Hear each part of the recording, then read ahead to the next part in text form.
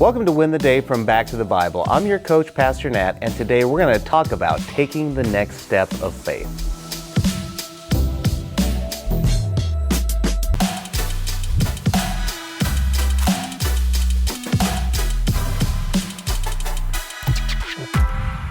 Over the Christmas break, our family was able to visit an indoor water park in Minnesota. They had this massive 5-person water slide where you could get into an oversized raft and cruise down the chute. Now, my youngest son, he's 9 years old, but he's just not an adventuresome kid. He's just not like my other boys. It was interesting because we kept seeing family after family coming down the slide, laughing, and they were coming up on the right side up. That's really important. I said, okay guys, let's go. Let's all go together as a family. But my son said, I don't want to go. I don't want to flip. I said, buddy, I promise you, we will not flip. All these people keep coming down safe and sound. We will be fine. Do you believe me? He nodded and said, I know, I trust you, but I am not going to go. I think my son really understood that he would be fine. But knowing that truth, it wasn't enough. He needed to get into the raft to demonstrate his true belief.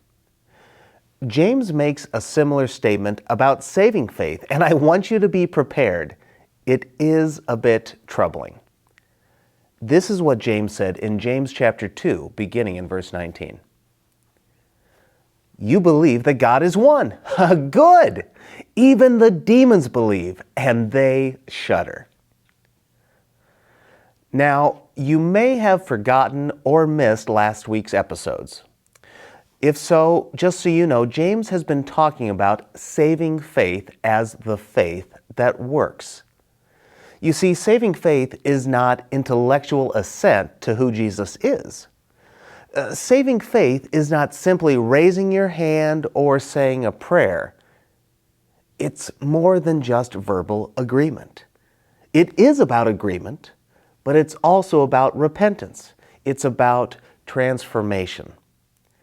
So James continues his case for saving faith here by saying, you believe that God is one. Good. Even the demons believe. Now, James is likely responding to some argument or rebuttal. Perhaps at some point someone has said, yeah, we know who God is. And perhaps they reference the Shema from Deuteronomy 6:4. I think what he had experienced there is quite similar to what we hear celebrities say today. It's common to hear that I believe in God. But I think we should be asking, what about God do you believe? What is it that you believe or think about Jesus? And for you, what difference does this make? Now, we all face these scenarios. We all know that smoking is bad for health, yet we still smoke. We know that eating an excessive amount of sugar, carbs, etc., it results in poor health. But yet, we still eat them anyways. We know that driving without a seatbelt is dangerous, but so often we say, next time. You see, knowledge of the truth doesn't change a thing. It's acting upon that truth that makes the difference. Now, we don't want to miss what James says. He says that even the demons know the truth of God. They know who God is. They know exactly who Jesus is. The scary thing is, they probably know theology better than the most astute theologian or Bible teacher. And guess what? They shudder in fear. However, knowledge doesn't save.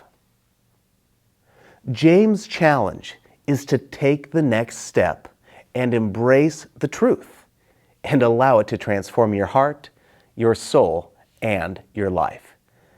So here's my challenge for you today. I want you to take the next step. Today, You may truly believe in Jesus. You've moved from that knowledge to salvation, and your life is slowly but surely being transformed by Christ. But if you're like me, you maybe have held back in some area of your life. Saving faith is working, but not in some areas that you just don't want to let go of.